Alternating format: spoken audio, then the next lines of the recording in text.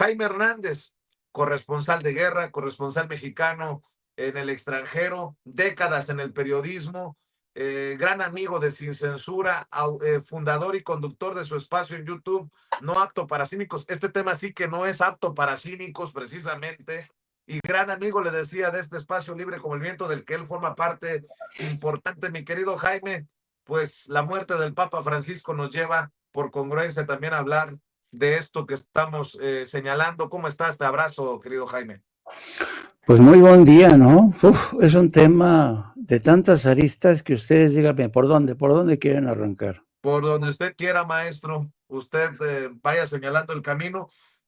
Yo sí me sostengo, así se enojen los que se tengan que enojar, que algo se tiene que hacer, algo se tiene que revisar para que estos que tienen las concesiones de radio y televisión en México no sigan mintiendo abiertamente, tergiversando y ahora promoviendo la discriminación y los estereotipos contra nuestros propios hermanos, nuestros héroes y heroínas, el motor de la economía mexicana desde Estados Unidos, esos que fueron defendidos por el Papa Francisco hasta su último suspiro, precisamente por la muerte de Francisco. ¿Lo menciono, querido Jaime? Pues visto desde esa perspectiva, pues yo creo que es insultante para la memoria de un hombre como el Papa Francisco, un hombre que durante muchos años libró una intensa batalla desde distintos frentes a favor de la causa migrante.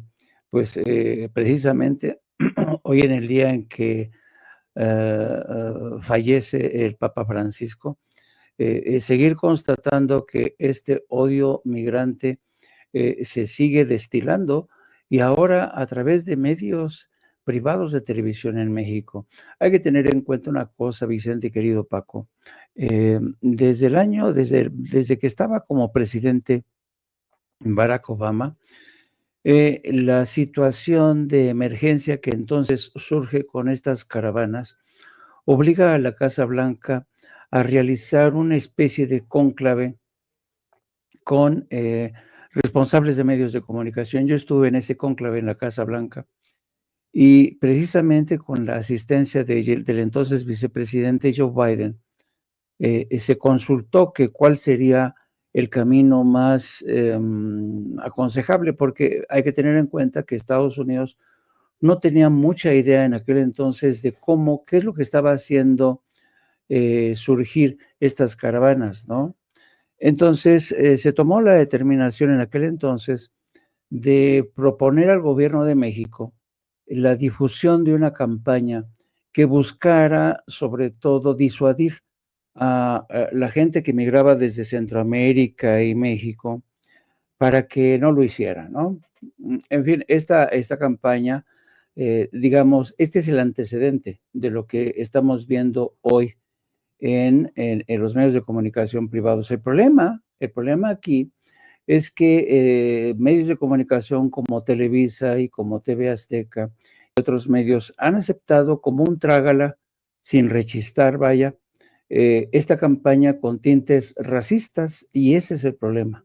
Ese es el problema que yo veo aquí, porque cualquier concesionario de televisión pues tiene que estar consciente de que su público no es Estados Unidos, su público es mexicano, México, que se regula y obedece a leyes mexicanas. Por tanto, yo creo que aquí sí tendría que la presidenta hacer un llamado de atención contra estas concesionarias de televisión, porque no es posible que acepten como un trágala, sin discutir, sin rechistar, esta campaña manufacturada desde Estados Unidos con imágenes como la secretaria de Seguridad Interna, que ya vemos que tuvo la desvergüenza de estar frente a la cárcel de máxima seguridad en San Salvador, ¿no?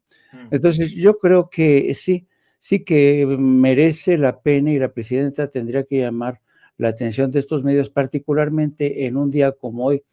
No hay que olvidar, fíjense bien, no hay que olvidar todos los momentos claves en la biografía del Papa Francisco están vinculados a la defensa de la causa migrante.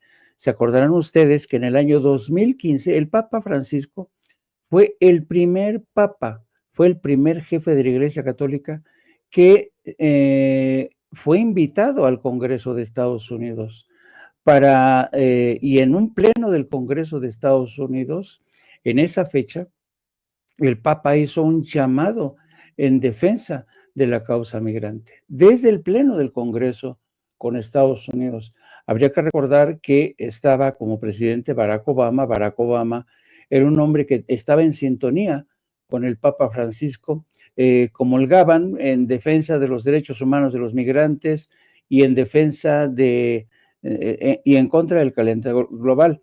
Aunque el presidente de Estados Unidos sí, comulgaba, decía comulgar, pero se convirtió, a pesar de ello, en el primer deportador en jefe, como se le puso por la cantidad de inmigrantes que deportó. En cualquier caso, fue el Papa, ha sido el único jefe de la Iglesia Católica que ha lanzado un llamado desde el Pleno del Congreso, y me acuerdo, yo cubrí ese Pleno del Congreso, fue una regañina contra los republicanos por su falta de misericordia, y en esa misma visita a Estados Unidos en 2015, el Papa se dirigió a todos los responsables de la Iglesia Católica en Estados Unidos y les pidió cerrar filas con los migrantes. O sea, el Papa Francisco realmente fue un hombre que siempre defendió la causa migrante, y también, mira, ahí tenemos al Papa en 2015. Hay que tener en cuenta que en aquel entonces estaba como presidente de la Cámara de Representantes John Boehner. Lo vemos, el de la corbata verde. John Boehner era un hombre profundamente católico, y recuerdo muchísimo que en ese evento, John Boehner, que era realmente de piel muy sensible, lloró desde su posición ante las palabras del Papa Francisco en defensa de los migrantes y contra el calentamiento global, contra la injusticia. Y me acuerdo mucho de este pleno del Congreso, cuando el Papa denunció el problema que había en Estados Unidos, un problema que se ha agudizado desde entonces, que es la excesiva concentración de la riqueza en muy pocas manos. El Papa Francisco nunca le dolió en prendas hablar con la verdad frente a los republicanos, denunciar la excesiva concentración de la riqueza, denunciar la insolidaridad, el maltrato hacia los migrantes. Yo creo que en ese sentido fue un campeón de la causa migrante, y fue quizá el último papa que estuvo más en sintonía con aquel Barack Obama, que de alguna manera llega también con la bandera de una mayor justicia social, pero que fracasó o falló tristemente a la causa migrante, queridos amigos. Me van a decir exagerado, pero si permitimos que sigan estos spots corriendo en la televisión mexicana, ¿qué sigue? Que Donald Trump un día saque un spot diciendo: no le hagan caso al gobierno que no puede con los narcos y apoyen una invasión, no sé, una locura. Pero bueno, mi querido Paco, de los temas, antes de que llegue la mañanera, antes de que llegue la presidenta, ojalá que haya un corresponsal que tenga el compromiso, eh, que considere importante este tema para planteárselo a la presidenta. Bueno, en otros temas, Daniel Noboa, el que dicen que ganó la reelección en Ecuador, el presidentito que tienen en Ecuador, pues enloquece, pues, literalmente enloquece, y hasta saca un comunicado y una campaña y la narrativa de que desde México estarían llegando sicarios para intentar asesinarlo, tal vez con este escándalo intentando ocultar el fraude electoral que han denunciado desde Rafael Correa, Luisa González, la candidata de las izquierdas. Ahora resulta, ¿no? De hecho, el gobierno de México, la Secretaría de Relaciones Exteriores, tuvo que desmentir a, eh, a Daniel Noboa, este personaje que ya había ordenado la invasión a nuestra embajada, que ya había impuesto, según él, aranceles que iban a afectar a México. Bueno, pues tuvo que salir la Secretaría de Relaciones Exteriores a aclarar. En horas recientes ha circulado información en algunos medios de comunicación de Ecuador citando un mensaje militar de ese país del pasado 17 de abril que señalan que tras las elecciones presidenciales se ha iniciado el traslado de sicarios desde México y otros países hacia el Ecuador con la finalidad de realizar atentados terroristas contra el presidente de la República, su gabinete ministerial y equipo de trabajo. La Secretaría de Relaciones Exteriores rechaza tajantemente la reiterada e inescrupulosa creación de narrativas en comunicados oficiales y o filtraciones de documentos oficiales que aludan a México como fuente de supuestos actos delictivos o situaciones internas en ese país. La ruptura de relaciones diplomáticas con la República del Ecuador ocurrió con motivo del violento asalto a la Embajada de México en Quito el 5 de abril de 2024, en grave y flagrante violación al derecho internacional. Al margen de ello, nuestro país seguía y se seguirá guiando siempre bajo el principio de la no intervención, dicen en el comunicado de la Secretaría de Relaciones Exteriores, Paco. Mira, Vicente, nada más antes de eso, tú tienes razón, ¿eh? El gobierno tiene que hacer algo con Televisa y tienes razones en lo que dices. Mañana o pasado, por dinero, porque ahí hay un claro interés económico, Estados Unidos es capaz de difundir avisos de cualquier cosa. No le hagan caso a la presidenta, nosotros estamos aquí por ustedes para combatir el narco, es decir, puede ser un principio, si se permite, para apoyar incursiones armadas u otro tipo de incursiones o de medidas de Estados Unidos, sí deben ser muy cautelosos. Las autoridades tienen que tomar cartas en el asunto, todo el gobierno mexicano. Es decir, no, es muy peligroso, va ese aviso, así que no estás fuera de la realidad. Televisa de Emilio Azcárraga Gayán es capaz de cualquier cosa si se la ordena a Estados Unidos. Están al servicio de los gringos. ¿Sí? Ya los Guillermo se están poniendo de rodillas. Así que sí, hay que tener mucho cuidado. ¿Por qué? Porque de esto sigue otra cosa tan peligrosa para ya no solo para los inmigrantes, para el gobierno mexicano, Vicente. Y por el otro lado, mira, sí, Novoa, la verdad, está enloquecido, sí, pero también es una táctica bien pensada. Están tratando de crear cortinas de humo, primero para ocultar el fraude electoral, que es abierto, que hubo aquí, lo dijimos, pero yo insisto, hubo un fraude electoral de la forma tradicional mexicana y un fraude cibernético con apoyo de ejércitos privados de Estados Unidos, es decir, de ejércitos mercenarios. Y entonces, para cubrir eso, están creando cortinas de humo, alistar la represión e imponer un estado totalitario en Ecuador, que es un estado clave no ahora, desde enero de 2024 es el estado clave para crear una serie de bases militares y controlar, para que el Comando Norte de Estados Unidos controle políticamente hablando a todo Sudamérica.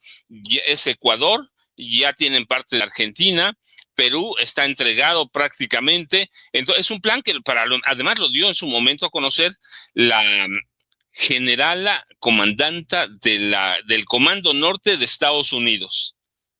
Discúlpame, del Comando Sur. Del Comando Sur, que abarca de la frontera de Guatemala hasta Tierra del Fuego. Sí, nosotros en los planes de Estados Unidos pertenecemos al Comando Norte. Así que es un plan ya bien diseñado desde 2024, ¿sí? Hay un ficticio, un mentiroso traslado, una fake news, una noticia falsa del traslado de supuestos sicarios, ¿no? Terroristas mexicanos. No, hombre, eso se lo sacó Novoa con su Estado Mayor. ¿Para qué? Para ocultar el fraude en las elecciones pasadas y empezar un camino a la represión y, y crear un Estado totalitario, que es lo que propuso el Comando Sur en su momento. Y te digo, ya hay que verlo. Toda la campaña de Novoa se basó en soldados privados. Sí, en soldados privados, así, y en ejércitos privados, o mercenarios, como quieran llamarle, se veía él siempre al lado de jefes de ejércitos mercenarios, que en Estados Unidos hay 5 autorizados por el Estado, por el gobierno de Estados Unidos, que además son bien conocidos y ellos son los que escoltan a los comandos especiales cuando hay misiones especiales. Y cuando el ejército de Estados Unidos, la Marina o la CIA no se quieren ensuciar las manos, estos mercenarios son los que hacen el trabajo y es lo que está pasando. La CIA metió las manos en las elecciones de Ecuador y ahora están tratando de crear una cortina de humo. ¿Por qué? Porque sí hubo un fraude escandaloso, hay evidencia, hay todo, pero tienen que crear una cortina de humo. ¿Con quién? Con México. No solo se trata de que hayan tomado en abril de 2025 la Embajada de México en Quito, no, es mucho más allá, los aranceles patéticos que impuso, ¿no? Y que solo dañan a los ecuatorianos, el tipo de discurso que usa Noboa, que es el mismo de Donald Trump, a veces hasta lo copia, no una vez, lo copia muy a menudo, así que, y la animadversión a México es ¿por qué? Pues porque Noboa, Milei, Bukele están plegados a los intereses de Estados Unidos y de la extrema derecha en el mundo. Y Claudia es la única sombra, la única mancha en este camino de intereses, Vicente. Así que van a crear esta cortina de humo. No nos extrañemos que mañana van a empezar un proceso de represión abierto contra los opositores al gobierno de Noboa, Vicente y Jaime. Así es, estoy al pendiente de otros temas también. Estoy viendo a Raimundo Rivapalacio. Híjole, híjole. Bueno, déjeme antes de hablar de Raimundo Rivapalacio. Nuevamente Estados Unidos se revela, mi querido Jaime. Más de 1 millón de personas salieron a protestar contra Trump y sus políticas en Washington, D.C., en Chicago, Nueva York, en Filadelfia, en San Paul, en Denver. Una movilización ciudadana importante y tal vez como no la habíamos visto en muchos años, querido Jaime. Sí, pero ¿sabes qué? Yo he estado estudiando y siguiendo de cerca este tema. Ay, y es muy triste lo que voy a decir. Mira, durante mucho tiempo la sociedad estadounidense, en su inmensa mayoría, estuvo entumecida, ¿no? Acuérdate de una cosa, Vicente, y tú lo sabes muy bien que has vivido en Estados Unidos. El estadounidense es un personaje muy individualista, tremendamente individualista. Hasta que no le llega el fuego a los aparejos, reacciona. Y después de estas 2 grandes manifestaciones, fíjense bien lo que a mí lo que me llama la atención es las pancartas. Las pancartas, por ejemplo, denuncian que es un régimen fascista y la primera marcha fue manos fuera del gobierno, porque hacían alusión a el brutal recorte de personal que estaba realizando Elon Musk. Sin embargo, no veo una lista concreta de exigencias. Y esto es lo que, desde mi punto de vista, hace difusa estas 2 primeras grandes concentraciones en distintas ciudades de Estados Unidos. Lo que yo estoy viendo es que la sociedad estadounidense está empezando a reaccionar. Durante mucho tiempo, los estadounidenses es como este fenómeno de las ranas que pones en una sartén y hasta que no están ya tostadas o muertas, reaccionan. Eso está pasando con la sociedad estadounidense, a tal grado que algunos dirigentes demócratas como Alejandra Ocasio o el independiente Bernie Sanders han tomado el estandarte para sacudir conciencias, pero yo creo que esto ha llegado demasiado tarde y no estoy seguro de que estas movilizaciones conduzcan a una acción concreta. No es lo mismo que ocurrió en la década de los 60 cuando las grandes manifestaciones que encabezaron Luther King, todos ellos, que eran manifestaciones con un programa muy concreto de propuestas, las famosas acciones directas, que eran universitarios que viajaban hacia el sur para defender a los ciudadanos estadounidenses que eran víctimas de linchamientos. Aquí no veo esto, no veo todavía esto. Llegará el momento, no lo sabemos. Más interesante está, por otro lado, la disputa que ya está centrándose, por un lado, en la disputa que precisamente el día que muere el Papa Francisco, la disputa por este inmigrante que fue expulsado ilegalmente de Estados Unidos sin un debido proceso. Esto, un juez ha declarado que la administración Trump podría estar en desacato y vamos a ver de qué manera reacciona Donald Trump a esta decisión, porque si está en desacato, tendría que terminar algunos de los colaboradores, incluso el propio Trump, en la cárcel. Entonces vamos a llegar a una crisis constitucional tremenda. Yo le pondría más atención a esto antes que en estas concentraciones que sí son sintomáticas, pero llamarlas revuelta social, que esto va a cambiar las cosas, francamente no creo. Yo creo que el choque, el detonante, va a ser el enfrentamiento que se va a dar entre la Suprema Corte y la Casa Blanca por el caso de este inmigrante salvadoreño, que hay que seguirle la pista, el papel tan vergonzoso de Nayib Bukele, que al igual que el señor Daniel Noboa, son dos esbirros al servicio de la Casa Blanca. Yo creo que me preocupa más eso y le pondría más atención a eso, porque desafortunadamente la sociedad, el tejido social de Estados Unidos, durante mucho tiempo, ha estado dormido. Tú haces una encuesta rápida de opinión ahora mismo en Estados Unidos y tú pregúntales, qué más favorece, qué políticas le parecen más acertadas de Trump? ¿Sabes qué te van a decir? La casa de inmigrantes.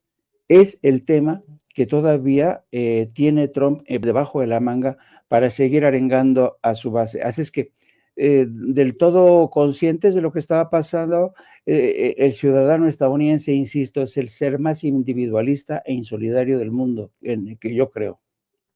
Con sus honrosas excepciones, mi querido Jaime, le voy a pedir a Ceci que nos ponga, en cuanto considere ya la llegada de la doctora Claudia Sheinbaum en pantalla.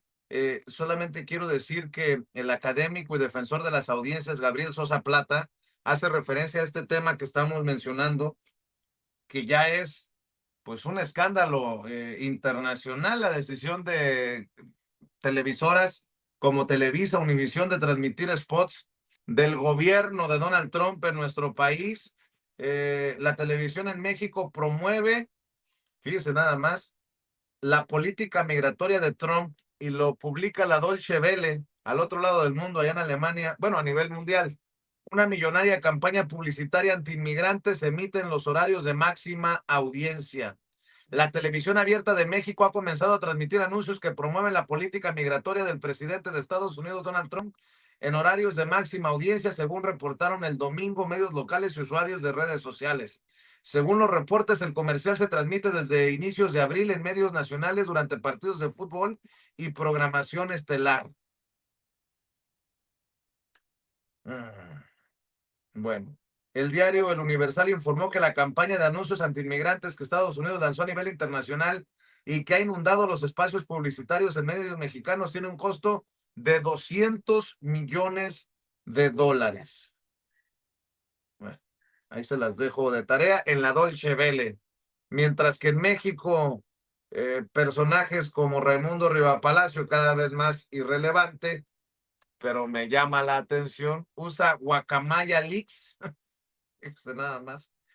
Dice, para el golpeteo, fentanilo, AMLO y Guacamaya Leaks. Nueva información proveniente de Guacamaya Leaks.